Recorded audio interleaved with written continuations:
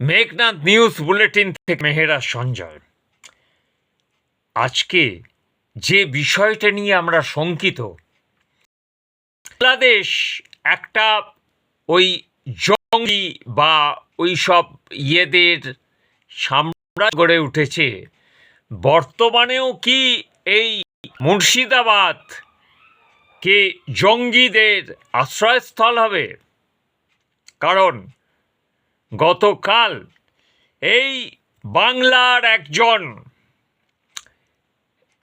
MLA, যে এককালে কংগ্রেস করেছে, এককালে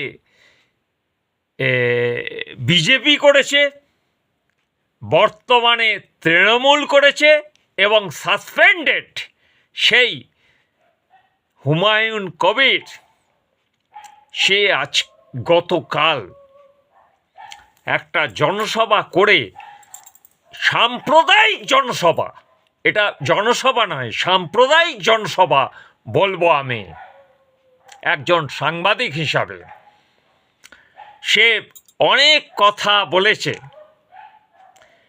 যে কথাগুলো সে বলেছে সেটা তো সে তার দলের কাছে বলতে পারত, কেন বলেনি? মাননীয় মুখ্যমন্ত্রীকে কেন বলেনি সেই কথা? তাকে সাসপেন্ড করা হয়েছে, বেশ করা হয়েছে।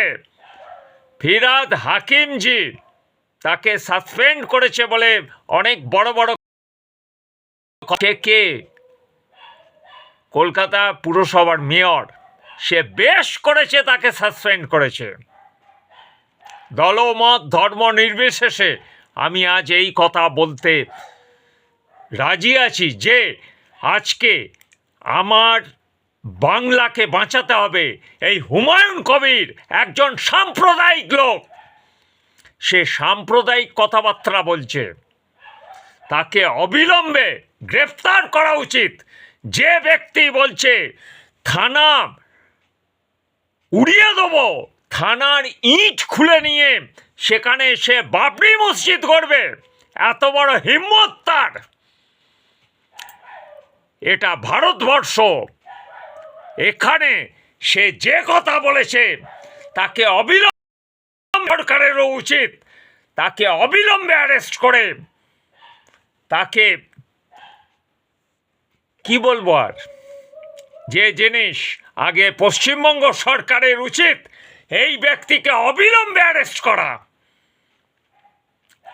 এটা ধস্তামো শুরু হয়েছে এই জায়গায়, সে যা খুশি বলবে। আজ আমি সঞ্জয় মেহরা রিপোর্টার, আমি যদি আজ ধর্ম বিরোধী কোনো যদি কথা বলতাম, আজকে আমাকে অ্যারেস্ট করে পুলিশ নিয়ে যেত। অবিলম্বে এই হুমায়ুন কবিরকে অ্যারেস্ট করা উচিত, করা হোক।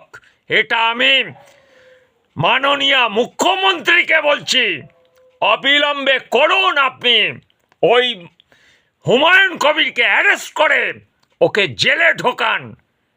এত বড় স্পর্ধার, যে রাষ্ট্রের বিরুদ্ধে কথা বলছে, আমার এই রাজ্যের বিরুদ্ধেও কথা বলবে। জয় হিন্দ, বন্দে মাতরম।